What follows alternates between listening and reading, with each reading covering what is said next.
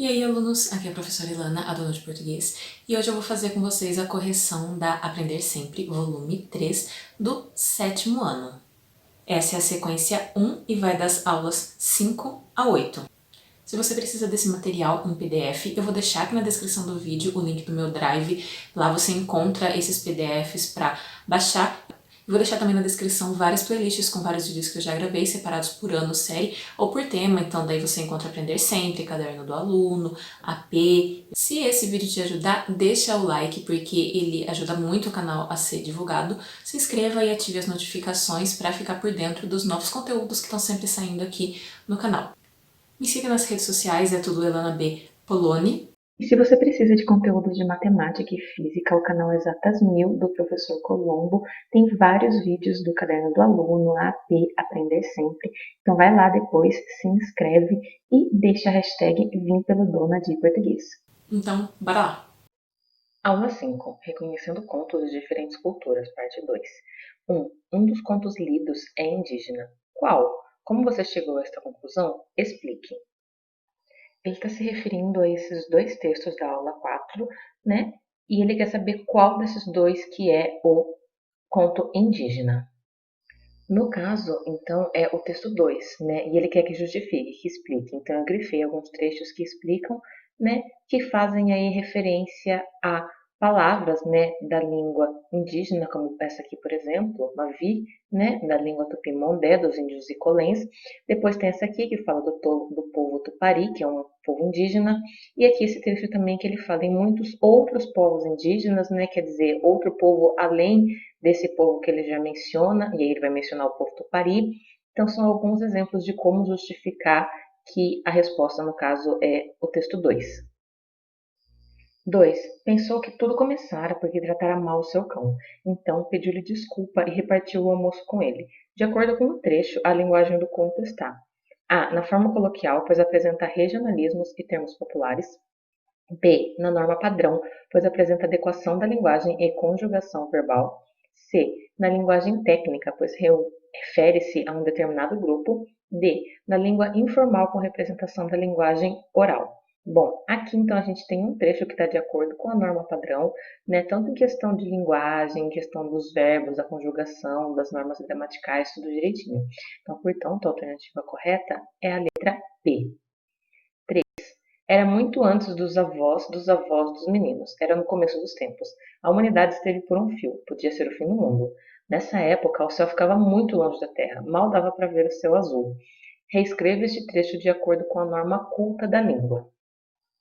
Aqui, então, né, eu reescrevi o trecho de acordo com a norma culta, tirei expressões, né, que tinham aqui no original, mas é uma sugestão, tem outras maneiras de reescrever. Então, ficou: há muito tempo, a humanidade poderia ter enfrentado o fim do mundo. Nessa época, o céu ficava longe da terra, mal dava para ver o azul.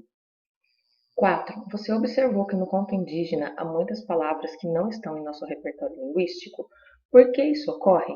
Bom, a primeira parte da pergunta é pessoal, é se você observou ou não. Então você pode colocar que sim ou que não. Mas ele, quando ele pergunta aqui logo em diante, por que isso ocorre, ele está afirmando que sim, isso ocorre. Então, independente de você colocar sim ou não aqui, você vai ter que justificar depois por que isso ocorre. Então, na primeira parte da pergunta, vocês podem colocar sim ou não, porque é pessoal, ele está perguntando se você observou.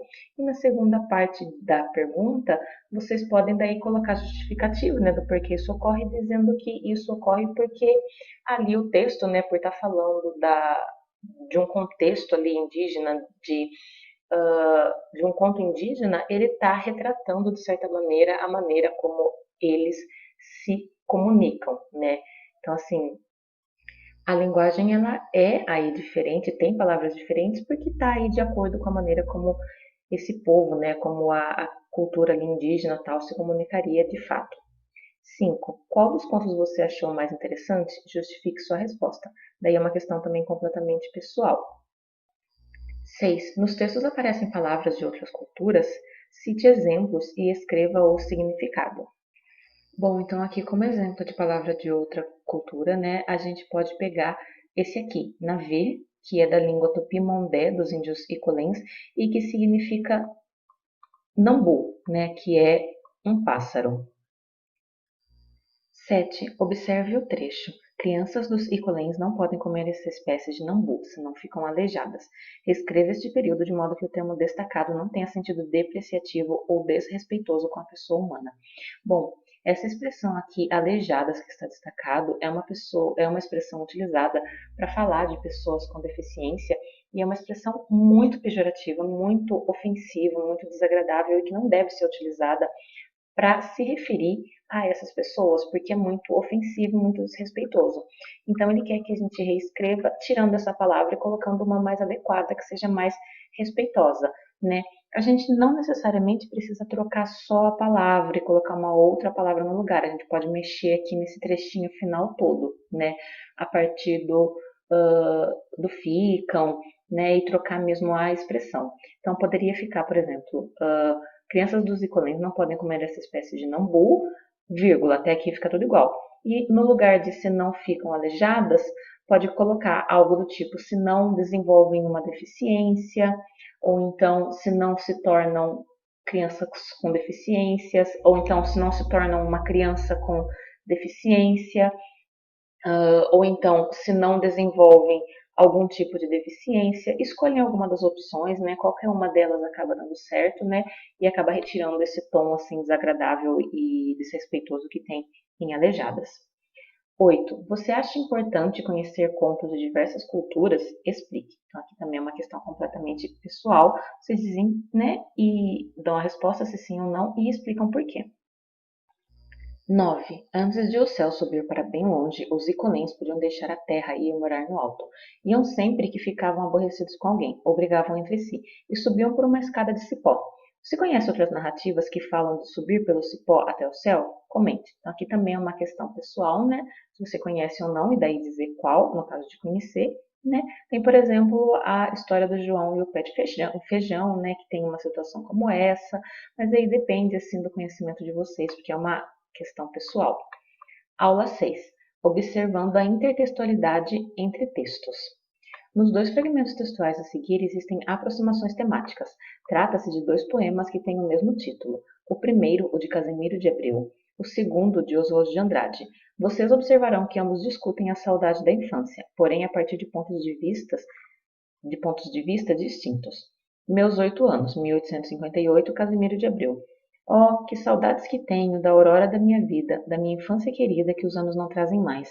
Que amor, que sonhos, que flores, naquelas tardes fagueiras à sombra das bananeiras, debaixo dos laranjais. Como são belos os dias do despontar da existência. Respira a alma inocência, como perfumes a flor. O maré, lago sereno. O céu, um manto azulado. O mundo, um sonho dourado. A vida, um hino d'amor. Meus 8 anos, 1971. Oswald de Andrade. Oh, que saudades que eu tenho da aurora de minha vida, das horas de minha infância, que os anos não trazem mais. Naquele quintal de terra da rua de Santo Antônio, debaixo da bananeira, sem nenhum laranjais.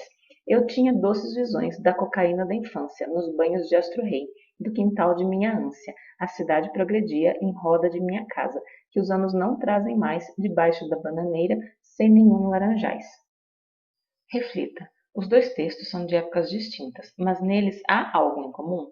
Tem sim, de fato, algo em comum, que é a questão da abordagem ali da infância, né? Então, sim, tem algo em comum na letra A. Aí na B que ele pergunta qual é o elemento comum, que é o tema, né, a questão da infância que eles estão abordando. C. Qual a ideia de infância para Casimiro de Abreu e Oswald de Andrade? Essa ideia é igual para os dois autores?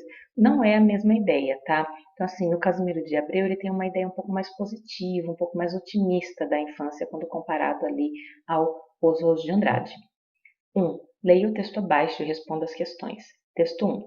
O filme O Casamento de Romeu e Julieta narra a história de Romeu e Julieta, desde o momento em que se conheceram, os conflitos que vivenciaram e, por fim, o casamento. Romeu é um médico oftalmologista, torcedor do Corinthians por influência da avó, que é fanática pelo time. Julieta é uma jovem que, vendo para torcer pelo Palmeiras, acabou se filiando ao time e gostando do esporte, tornando-se depois capitã do time feminino do Palmeiras. Romeu e Julieta se encontram inicialmente em um derby paulista, depois, ocasionalmente, no consultório de Romeu, quando Julieta precisou ir ao médico após sofrer um acidente doméstico. Os dois conversam com mais calma e se aproximaram. Depois disso, como forma de se aproximar de Julieta, Romeu afirma ser palmeirense, reconhecendo que a moça era torcedora fervorosa do time. Ambos se apaixonam e começam um namoro. Entretanto, Romeu insiste em dizer que é palmeirense para também conquistar a família da jovem. Como vocês sabem, mentira tem perna curta. Depois de muitos jogos, com muita confusão e problemas a resolver, Romeu cansa da farsa e resolve contar a verdade para sua família e para a família de Julieta, correndo o risco de perder seu grande amor da sua vida. Depois de muita treta, Romeu se ajusta com a sua família e a família de Julieta resolve aceitá-lo. O filme encerra-se com as duas famílias em paz, com Julieta conseguindo ainda formar um time de futebol feminino que leva as cores dos dois clubes, o preto do Corinthians, o verde do Palmeiras e o branco de ambos. No fim, ocorre a cena que faz jus ao título, com ela e Romeu casando-se em cerimônia que reúne a família para celebrar o amor entre Romeu e Julieta e o amor pelo futebol. De acordo com as leituras, responda ao que se pede no quadro. Destaque as relações que podem ser estabelecidas entre a obra Romeu e Julieta e o filme O Casamento de Romeu e Julieta. Então aqui ele quer que a gente compare, né, Romeu e Julieta, que é o original, né, com essa adaptação aí, O Casamento de Romeu e Julieta. Então na tabela a gente tem o seguinte: na primeira linha, tipo do texto, a gente tem que o primeiro é uma peça teatral e o segundo é um filme. Como personagens principais é a mesma coisa, Romeu e Julieta nos dois. No ambiente tem uma diferença. O original se passa em Verona, na Itália, e essa adaptação, né, em São Paulo, no Brasil. A situação das famílias também é diferente. No original elas são rivais ali por questões históricas, sociais, é um pouco mais complexo. E no segundo elas são rivais porque torcem ali para times de futebol diferentes, né? Então é uma situação ali mais cômica, tudo mais. Na relação entre as personagens, no primeiro elas vivem aquele amor que é completamente impossível, que as famílias jamais aceitariam. E no segundo tem um amor ali com uma situação complicadora, né? Difícil. E o Romeu mente ali para que a família de Julieta o aceite e tal. E no final da história, as famílias se entendem depois que o casal morre no original, né? Tipo, precisa acontecer uma tragédia para as famílias se entenderem. E na adaptação, os dois se casam, as famílias acabam se entendendo, tudo fica bem, né? Todo mundo supera ali aquela rivalidade. Então, são essas as diferenças. Finalizando. Que relações intertextuais, ou seja, as relações que podemos identificar entre a obra Romeu e Julieta, de William Shakespeare, e o filme O Casamento de Romeu e Julieta, de Bruno Barreto? Então, ele quer que a gente faça uma comparação entre o original do Shakespeare, que foi feito primeiro, e, né, o filme O Casamento de Romeu e Julieta, do Bruno Barreto. Então, o que acontece? Ele quer saber quais as relações intertextuais. O que é relação intertextuais?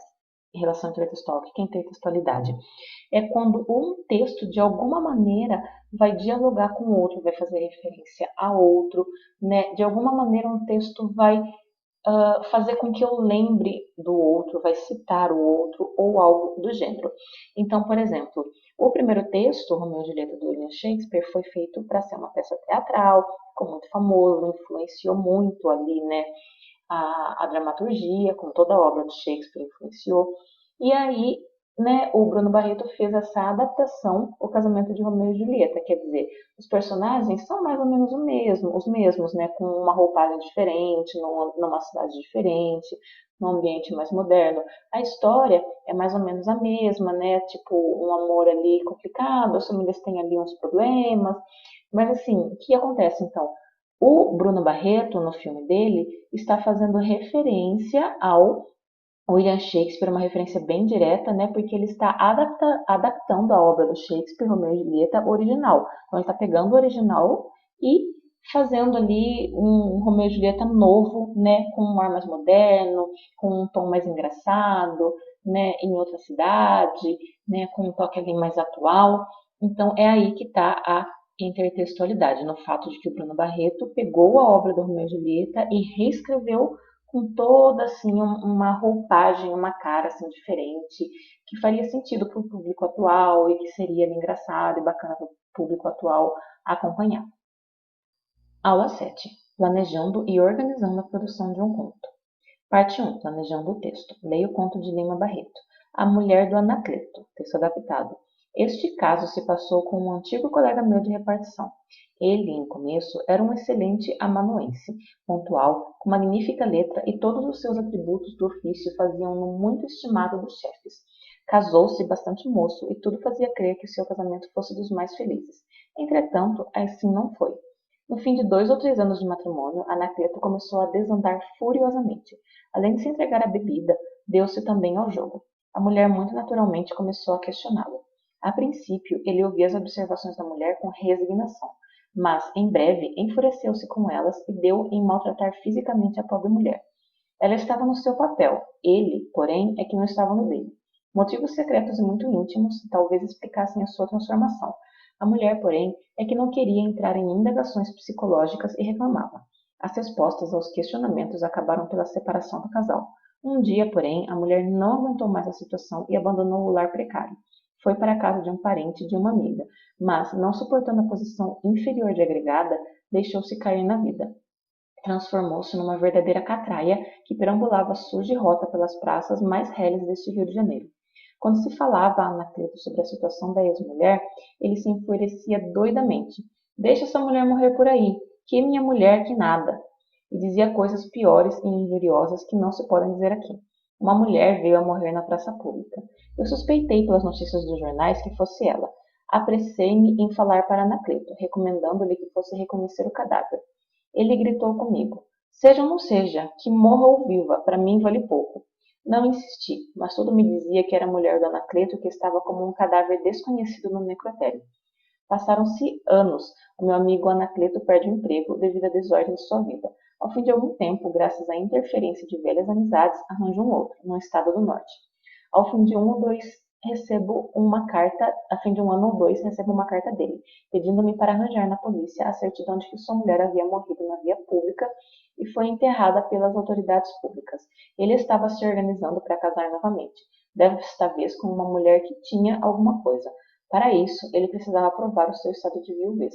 Dei todos os passos para tal, mas era completamente impossível. Ele não quis reconhecer o cadáver de sua ex-mulher naquela época. Por isso, para todos os efeitos, ele continuava a ser casado. E foi assim que a esposa do Anacleto se vingou postumamente. Não se casou rico, como não se casará nunca mais. 1. Identifique no texto. A. Título e autor. Bom, a gente tem então como título A Mulher do Anacleto e como autor Lima Barreto. B. Como inicia a história? Bom, a história começa então com o narrador apresentando o personagem do Anacleto. C. Tema ou acontecimento. É ali toda a questão de como o Anacleto desandou, né, como ele se separou da mulher, enfim, a separação da mulher, a separação do casal, melhor dizendo, a separação do casal por conta desse comportamento ruim do Anacleto, da violência dele com ela, etc. D. Tipo de linguagem. O texto está escrito ali na norma padrão da língua, então, né, esse é o tipo de linguagem. E. Fatos que formam a história, enredo. Então, aqui é para fazer um resumo bem breve do que acontece na história. Então, assim, o Anacleto, ele se torna agressivo, ele começa a ser violento com a mulher, os dois se separam, ela vai morar com uma amiga, acaba não suportando essa situação e indo parar na rua, né? E depois ela acaba morrendo. O Anacleto se recusa a reconhecer o corpo, então ela é enterrada como um indigente. E aí mais para frente ele quer se casar de novo, mas ele não consegue porque ele ainda é legalmente casado, já que ele não foi reconhecer o corpo. Então a mulher foi enterrada como indigente, ele é legalmente casado ainda, então ele não pode se casar novamente. F. Personagens. É basicamente o Anacleto e a sua esposa, né? A esposa, no caso, não tem nem nome, né? Ela é só se refere a ela, o narrador só se refere a ela como a esposa, né? O texto ele é contado em primeira pessoa, mas esse personagem ele não tem ali um papel assim, esse narrador personagem ele não tem ali um papel relevante para a história. Então, basicamente, a gente tem aqui como personagens Anacleto e a sua esposa. Tempo. G. Tempo. O tempo nesse conto ele não é muito bem definido. A gente sabe que a história aconteceu no passado, mas a gente não sabe exatamente quando, em que ano, quanto tempo se passou.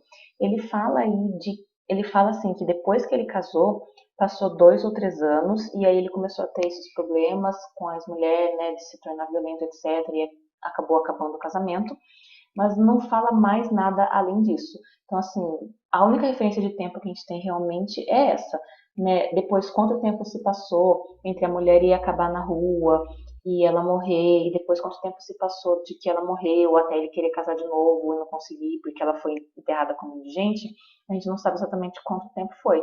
Então vocês podem colocar aqui no tempo alguns anos, né? Pelo menos 3. Então a gente sabe aí que tipo pelo menos 2 ou 3 anos, né? Que é o tempo ali que durou o casamento dele, e depois teve mais um tempo dos acontecimentos seguintes que a gente não sabe dizer exatamente quanto. Então a resposta também vai ser uma resposta aproximada, tá? O tempo, gente, numa narrativa, ele pode ser muito definido, né? Ou ele pode ser um pouco meio impreciso, né? Como é o caso desse conto, tá? Então pode colocar no tempo, resumindo, não é muito preciso quanto tempo se passou, mas foram alguns anos, pelo menos 2, tá? H, espaço.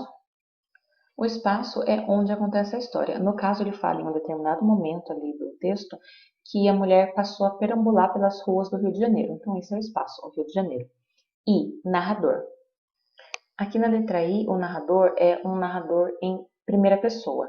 Tá? Então, ele está contando a história a partir do ponto de vista dele, né? Ele fala meu amigo, insisti, etc. Então, narrador em primeira pessoa. J. Localize nos textos lidos trechos que representam a fala do narrador e a fala da ou das personagens. Então vamos lá buscar. Então aqui eu grifei o texto com 2 cores. A cor vermelha é para a fala do narrador e a cor amarela é para a fala do personagem. Então percebam que a grande maior parte do texto, né, está grifado ali de vermelho e é tudo que é o narrador que está ali falando, que está ali contando.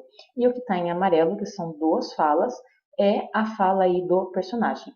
No caso do Anacleto, como a questão quer que vocês preencham o quadro com a fala do personagem, com a fala do narrador, aqui na fala do personagem vocês têm essas 2, né? Vocês podem pôr as 2 porque são curtinhas ou escolher uma delas. E aí, aqui na parte do quadro da questão que quer a fala do narrador, vocês podem escolher qualquer um desses parágrafos. Pode pegar o primeiro parágrafo, ou o segundo, ou o terceiro, enfim. Qualquer um dos parágrafos que vocês pegarem dessa parte que está grifada em vermelho vai servir para responder a questão. K. Que emoção o conto desperta? Olha, aí é uma questão que, de certa forma, é pessoal. Porque a emoção que eu sinto não é a mesma emoção que você sente quando lê o conto, né? Pode não ser a mesma. Assim, eu vou falar por mim, tá? A emoção que desperta em mim, e aí vocês vão avaliar o que desperta em vocês para colocar. Eu me sinto, de certa forma, indignada, né? De pensar que esse homem foi violento, foi abusivo com a sua esposa, tipo, tanto sofrimento que ela teve, e depois ela acabou tendo que sair de casa, né, para fugir desse relacionamento. Foi para casa de uma amiga, não ficou bem na casa dessa amiga, acabou parando na rua e não foi amparada por ninguém. Não teve ninguém que amparasse essa mulher. E o marido assim não se importava com ela e deixou que ela ficasse na rua e deixou que ela passasse por toda essa situação, né? Ela não teve nenhum tipo de amparo. E aí depois disso ela acaba morrendo e ele não se presta nem mesmo a reconhecer o corpo para dar para ela um enterro digno, né, com nome e tudo mais. Ela acaba sendo enterrada com indigente. E ele só se interessa, né, e se lembra dela quando é conveniente para ele. Então, tipo, quando ele quer casar de novo e aí ele precisa estar declarado como viúvo, aí ele se interessa ali, né, em dar nome àquela morta, né? Mas não é possível porque já foi declarada como indigente e não tem mais o que fazer, né? E, e aí, assim, é o único momento em que ele olha para ela, quando ele tem uma vantagem, quando ela já está morta. É aí que o conto fala, né, que ela se vinga depois de morta porque ele não consegue casar, já que ele legalmente ainda é casado. Então, assim, em mim, a emoção é de indignação, de raiva, assim, de revolta, né, de raiva realmente do personagem do Anacleto. E no final, quando ele não consegue se casar de novo, a sensação é de bem feito, assim, foi pouco ainda, né, porque realmente as coisas que ele faz, assim, são bastante ruins, né. Então, em mim, essa é a emoção, né? Mas outra pessoa poderia não sentir essa indignação, poderia não sentir raiva, poderia ler esse texto e sentir tristeza, né? E se sentir abatido ou tal, enfim. Aí depende muito de cada pessoa. L. O final é inesperado? Olha, a questão do final ser inesperado depende um pouco também do conhecimento de mundo do leitor, da perspicácia do leitor. Então, assim, dependendo do leitor, ele pode encarar como realmente inesperado, né? Que não imagina que algo vai acontecer assim com o Anacleto que de certa forma faça ele pagar, digamos assim, né, pelo que ele fez, depende. O leitor pode encarar como inesperado. Mas um leitor um pouco mais perspicaz, quando percebe que ela foi enterrada como indigente, né, já pode pensar, isso vai trazer complicação para ele no futuro, né? Porque legalmente ainda é casado, então dependendo do que quiser fazer, casar de novo, ou enfim, em questão de documentação e tudo mais, ele pode ter problemas com isso, né? Então depende um pouco aí da formação, da visão do leitor, né? Do modo como ele está enxergando essa história. Planejando o texto. Então aqui ele quer que vocês escrevam um conto, né? E para isso ele dá um roteiro para que vocês planejem esse conto. Então daí vocês vão preencher esse roteiro primeiro, antes de escrever o conto em si. Então daí tem título e autor, como a história começa, qual é o tema ou acontecimento, né? O que vai acontecer assim de principal, né, na história.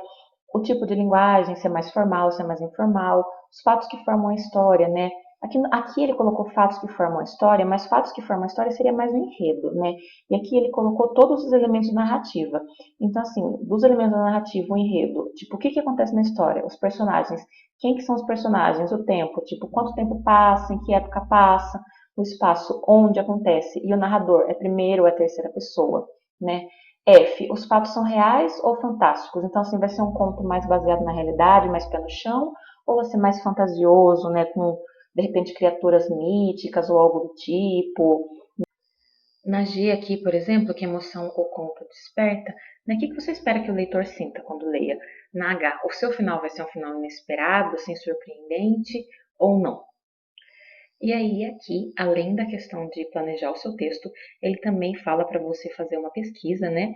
E aí, o tema da pesquisa é esse aqui, ó, é essa situação. Como as mulheres da sociedade brasileira em geral lidavam com a violência doméstica antes da criação da Lei Maria da Penha em 2006. Esse tema ele não está aqui à toa, né? Ele está aqui justamente por causa do texto que foi colocado ali, né, da mulher do Anacleto, que é para que vocês reflitam sobre esse tema. Para que vocês encontrem resultados interessantes no Google, vocês podem colocar como palavras-chave violência doméstica antes da Lei Maria da Penha. A palavra antes é extremamente importante, tá? Porque aí vocês vão ter resultados que vão direcionar mais a como é que eram as coisas, né, na sociedade e tal, com relação à mulher, né, antes de ter a Lei Maria da Penha. E aí é bom que vocês leiam um pouquinho também sobre a Lei Maria da Penha para conhecer um pouquinho mais sobre ela. Aula 8. Sistematizando e revisão do texto. 1. Agora em seu caderno reescreva a versão final do texto. Faça os ajustes necessários e não esqueça de revisá-lo. Então, na aula anterior, ele deu aquele esqueleto, né, aquelas perguntinhas para você planejar, né, o texto que vocês iam fazer. E aí depois aqui ele fala para vocês reescreverem o texto final, então é tipo basicamente juntar aquilo que vocês colocaram naquele planejamento de uma maneira a construir o texto, construir a história de vocês. E depois, né, que vocês tiverem preenchido o texto de vocês, preenchido não, feito o texto de vocês, escrito o conto de vocês, aí vocês vêm e preenchem a tabela analisando o próprio texto, né? Tem título, sim ou não? Tem autor, né? No caso, o autor vai ser vocês, tem que ter o nome de vocês, né? Tem começo, meio e fim, a linguagem é formal, tipo sim ou não. Tem discurso direto? Discurso direto é quando tem ali a fala do personagem com travessão, com aspas, tudo direitinho. E discurso indireto é quando a fala do personagem está dentro da voz do narrador. O narrador diz o que o personagem falou, mas sem aspas, sem travessão, sem dois pontos, nada. Qual que é o ambiente, né? Tá bem ambientado, né? Tem narrador, né? O final é interessante, enfim, é uma autoanálise aí do texto de vocês. Bom, é isso, gente. Se esse vídeo te ajudou, não esquece de deixar aquele like para ajudar também o canal. Compartilha com os seus amigos e se inscreva para não perder os próximos vídeos. É isso, até a próxima e tchau, tchau!